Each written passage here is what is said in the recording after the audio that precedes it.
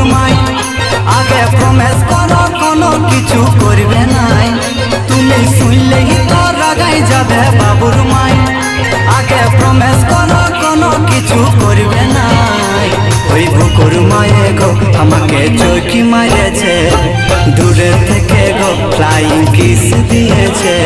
ওই বুকুর মায়ে গো আমাকে চৌকি মারেছে